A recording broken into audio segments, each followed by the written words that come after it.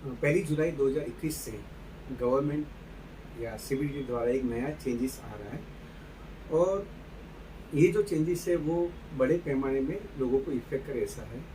अगर मैं वो बात करूँ तो है टीडीएस और टीसीएस, ये दो में बड़े बदलाव आ रहे हैं और ये बदलाव को आपको समझना होगा और बहुत ही ध्यान रखना होगा, क्योंकि अगर उसकी नॉन कंप्लाइंसिस होगी तो उसकी पेनल्टी और इंटरेस्ट की लायबिलिटी बहुत बड़ी आ सकती है। हम जानते हैं कि गवर्नमेंट चाहती है कि टैक्स बेस बढ़े, लोग ज़्यादा से ज़्यादा इनकम बेस रिटर्न फाइल करें, अपनी टैक्स की जवाबदारी अदा करें। हो क्या रहा है कि आप सर्विस प्रोवाइड करते हो या आप कुछ काम करते हो और उसके बदले में आपको भुगतान मिलता है। अगर आप बैंक में आपने एफडी डाली है और आपको इंटरेस्ट मिलता है। अब लोग ऐसा समझते हैं कि जब वो सर्विस के पैसे उनको मिल रहे हैं या बैंक में से उनको इंटरेस्ट मिल रहा है और टीडीएस उनका कटता है, तो वो ऐसा समझते हैं कि हमारी जवाबदारी खत्म हो गई, हमारी जवाबदारी पूरी हो गई। लेकिन ऐसा नहीं है, क्योंकि टीडीएस के जो रेट है, यानी आपको जो इनकम मिलती है उस पर जो टैक्स कटता है वो रेट बहुत ही कम है, 1%, 2%, 5%, 10%। लेकिन वास्तविक जवाबदारी आपकी टैक्स की कितनी बनती है वो जब आप रिटर्न फाइल करते हो तभी पता चलता है। तो ऐसे लाखों लोग हैं कि जिनका टीडीएस कटता है, क्या टीसीएस कलेक्ट होता है, लेकिन वो लोग अपना रिटर्न फाइल नहीं करते, यानी उनकी बाकी की इनकम पे या ये इनकम पे पूरी टैक्स की जवाबदारी अदा नहीं करते। मैं आपको एक सिंपल एग्जांपल के तौर पे कहता हूँ। आप कॉन्ट्रैक्टर हो और आपने कोई प्रोजेक्ट में काम किया और वो प्रोजेक्ट में आपका टीडीएस कटा है 25,000 रुपये। अब 25,000 रुपये 1% रेट पे टीडीएस कटता है, यानी आपको ऐसा लगता है कि आपने टीडीएस भरा और आपकी जवाबदारी इनकम टैक्स की पूरी हो गई, लेकिन ऐसा नहीं है। आपको वो पूरी इनकम पे 10%, 20%, 30% जो भी एप्लीकेबल रेट होता है उस पर तुम्हें रिटर्न फाइल करना पड़ता है और उसकी टैक्स की जवाबदारी अदा करनी पड़ती है। तो गवर्नमेंट एक नए आइडिया के साथ आई है कि अगर आप पेयर हो, यानी आप पे कर रहे हो या आप सेलर हो, आप टीसीएस कलेक्ट कर रहे हो, तब आपको ये चेक करना है कि सामने वाला बंदा उससे रिटर्न फाइल किया है या नहीं किया है। ये बहुत बड़ी जवाबदारी है। आपको चेक करना है कि सामने वाले बंदे ने रिटर्न फाइल किया कि नहीं किया। अगर उसने रिटर्न फाइल नहीं किया है तो आपको जो टीडीएस है वो ज़्यादा रेट से काटता है। इसका मतलब ये हुआ कि जो लोग इनकम टैक्स रिटर्न फाइल नहीं करते उन पे बहुत ही बड़ी जवाबदारी आ सकती है। तो इसीलिए ये प्रोविजन समझना बहुत ही जरूरी है। और मेरे साथ सीए शिफा शेख है जो आपको ये प्रोविजन आपको डिटेल में समझाएगी। आपको अच्छी तरह से उसको समझना है और आपकी कोई भी क्वेरी है तो हमें बताना है। Thank you. Hi everyone, this is CA Shifa Sheikh here। जैसे कि करीम सर ने हमको बताया, कल से यानी कि 1 जुलाई 2021 से दो सेक्शंस आने वाली है, 206 AB और 206 CCA। 206 AB है TDS के बारे में और 206 CCA है TCS के बारे में। अब ये सेक्शन कहता क्या है वो हम देखेंगे। ये दोनों सेक्शंस लाइन टू लाइन ही चलेंगे, तो हम दोनों के बारे में इकट्ठा बात करेंगे। सबसे पहले एप्लीकेबल किसको है, डिडक्टर और कलेक्टर पॉइंट ऑफ व्यू के बारे में हम बात करेंगे।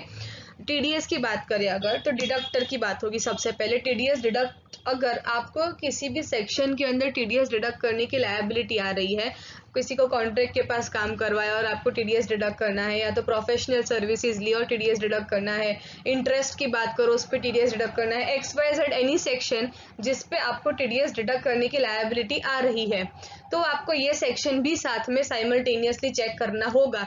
एक्सेप्ट टीडीएस ऑन सैलरी, यानी अगर मैंने किसी को सैलरी दी और उस पर टीडीएस डिडक्ट करा तो मेरे को ये सेक्शन चेक करने की जरूरत नहीं है। इसी तरीके से और 192A, B, BB, LBC, N, ये सारे सेक्शंस दिए हैं जो एक्सेप्शन है। इन सेक्शंस में अगर मैं टीडीएस डिडक्ट कर रही हूँ तो ये वाला सेक्शन जो है 206AB वो मुझे चेक नहीं करना है। नेक्स्ट अगर टीसीएस की बात करें तो मैं सेलर ऑफ गुड्स हूँ, एनी गुड्स जिसके बारे में एक्ट में दिया गया है जिस पे टीसीएस कलेक्ट करना है, और मैं उस पर टीसीएस कलेक्ट कर रही हूँ बायर से, तो मेरे को ये वाला जो सेक्शन है 206 CCA उसके भी कंप्लायंसेस चेक करने होंगे। दोनों सेक्शंस कहते क्या है। नेक्स्ट अब हम बात करेंगे, ये हो गया collector deductor point of view. अब आप डिडक्टिव और कलेक्टिव पॉइंट ऑफ व्यू से बात करेंगे। इन दोनों सेक्शंस में एक स्पेसिफाइड पर्सन को मेंशन किया गया है कि उस स्पेसिफाइड पर्सन से अगर आपका ट्रांजैक्शन है और आपको टैक्स डिडक्ट करने की लायबिलिटी आ रही है, या तो उस स्पेसिफाइड पर्सन का टैक्स कलेक्ट करने की लायबिलिटी आ रही है, तो आप इस सेक्शंस के कंप्लायंसेस करेंगे। वो स्पेसिफाइड पर्सन का डेफिनेशन बहुत नेगेटिव वे में दिया गया है। वो कौन है? स्पेसिफाइड पर्सन वो होगा जिसने इस प्रीवियस ईयर जो हमारा है करंट फाइनेंशियल ईयर, उसके पिछले दोनों प्रीवियस ईयर्स के आईटीआर फाइल नहीं किए, प्लस उन दोनों ईयर्स की आईटीआर फाइल करने की जो ड्यू डेट है वो एक्सपायर हो चुकी है, प्लस उन दोनों ईयर्स में हर साल में दोनों में टीडीएस या टीसीएस की अमाउंट जो है वो 50,000 या उससे ज्यादा है।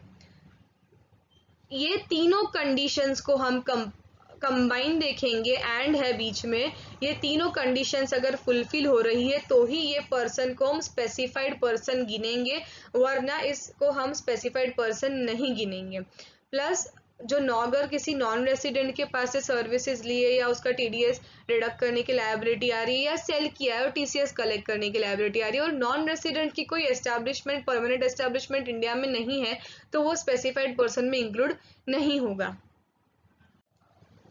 इसका मतलब ये है कि मुझे एज अ टैक्स डिडक्टर या टैक्स कलेक्टर पहले तो चेक करना होगा कि मैं जिसका टैक्स डिडक्ट कर रही हूँ या जिससे टैक्स कलेक्ट कर रही हूँ वो एक स्पेसिफाइड पर्सन है या नहीं है।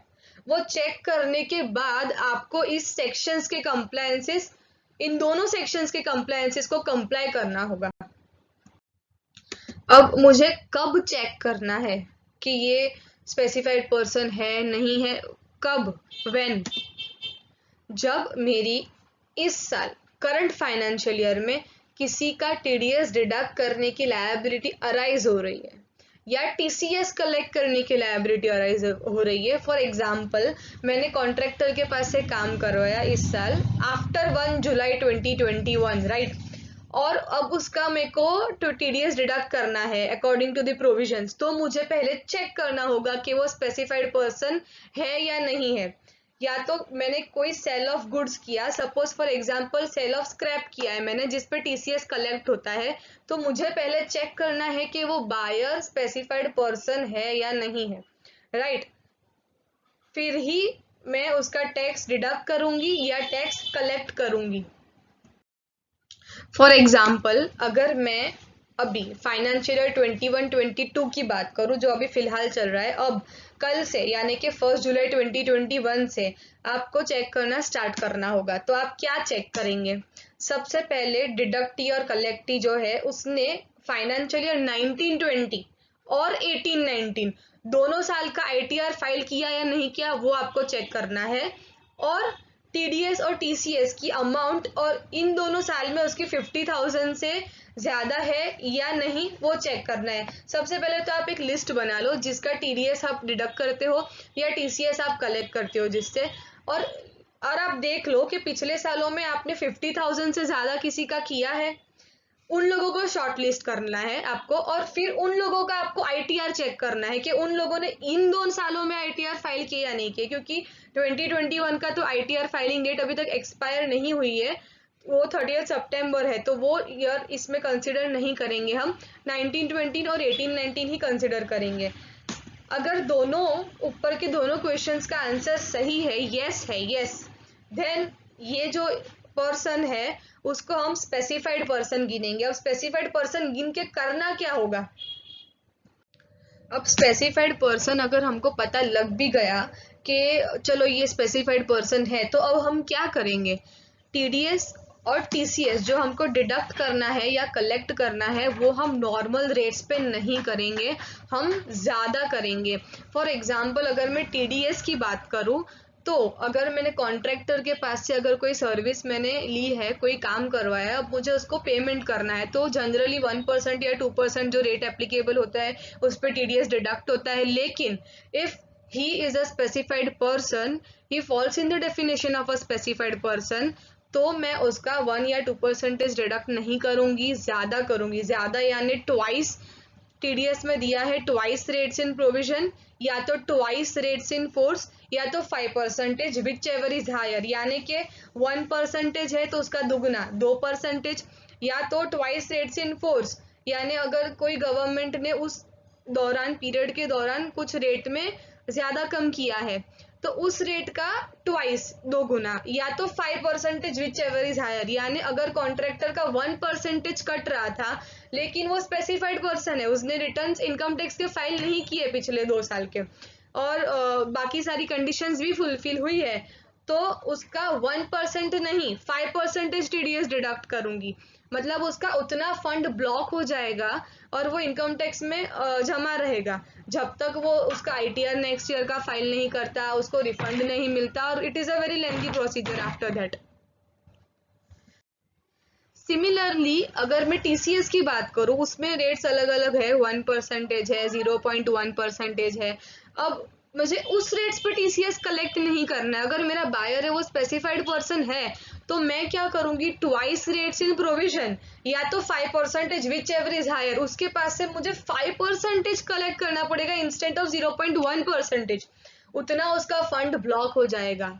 इसका मतलब है कि it is a very huge loss to the specified person. अब अगर इसमें भी एक लॉस में एडिशन करते हैं कि अगर मैंने पान फर्निश नहीं किया है, मैं स्पेसिफाइड पर्सन हूँ, मेरा टीडीएस डिडक्ट होने वाला है और मैंने पान नंबर फर्निश नहीं किया है, तो और हायर रेट्स है। जो 206AA है सेक्शन, उसमें टीडीएस के बारे में बात की है कि अगर पान फर्निश नहीं करते हो तो आपका और 20% और रेट्स दिए गए हैं। तो इसमें 206AA या 206AB, या तो ये सेक्शन या तो उस सेक्शन में जो रेट दिया गया है उसमें से जो ज्यादा है वो ज्यादा वाले रेट पे आपको टीडीएस डिडक्ट करना है। सेम टीसीएस के केस में है, अगर पान फर्निश नहीं किया है तो जो सेक्शन में बोला गया है कि पान फर्निश नहीं करने पे ज्यादा टीसीएस कटता है, और ये सेक्शन उसमें से जो हायर रेट है उस पे आपका टीसीएस कलेक्ट होगा, यानी ये बहुत ही ज्यादा आपका ब्लॉकिंग ऑफ फंड्स हो जाएगा। कौन से लोग, कौन से क्लास ऑफ पर्सन्स हमारे हिसाब से ज़्यादा हिट हो सकते हैं ये सेक्शंस में, वो होगा एक तो सीनियर सिटीजन्स हो सकते हैं जो आईटीआर बट ऑब्वियसली फाइल नहीं भी करते होंगे लेकिन उन्होंने फिक्स डिपॉजिट्स रखी होगी बैंक में एज एन इन्वेस्टमेंट, तो उस पर उनको इंटरेस्ट होता आता होगा, इंटरेस्ट पे टीडीएस डिडक्ट होता। अब टीडीएस जो डिडक्ट होगा, अब वो लोग बैंक वाले ये प्रोविजन चेक करेंगे। अब अगर उन्होंने नहीं फाइल किया है आईटीआर, और बट ऑब्वियसली अब अगर इन्वेस्टमेंट ही है तो बड़ी अमाउंट की होगी, तो इतना 50,000 वाला टीडीएस तो नॉर्मल अमाउंट ही होगा। तो अब उनका जो नॉर्मल रेट पे टीडीएस डिडक्ट होता है वो रेट पे नहीं होगा, ज्यादा रेट पे होगा, हायर रेट पे होगा, मतलब ज्यादा ब्लॉकिंग ऑफ फंड्स। सिमिलरली अगर हाउस वाइफ्स है या कोई भी मदर है सपोज जिसके नाम पे प्रॉपर्टी है, रेंट इनकम उनको मिल रही है बट ऑब्वियसली उन्होंने एज ए हाउस वाइफ तो आईटीआर वाईटीआर कुछ फाइल नहीं किया हुआ होगा। अब ये सेक्शंस चेक किए जाएंगे रेंट इनकम पे के टीडीएस के सारे। अब अगर इन केस उनका स्पेसिफाइड पर्सन में वो फॉल होती है तो उनको ज्यादा रेट पे, उनका twice the rates in force ले लो आप, विच एवर इज हायर, तो उनका कितना ज्यादा फंड ब्लॉक हो जाएगा।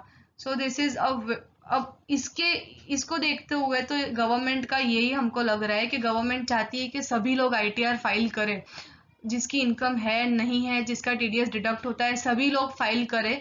यही इंटेंशन गवर्नमेंट का इन दोनों सेक्शन से है।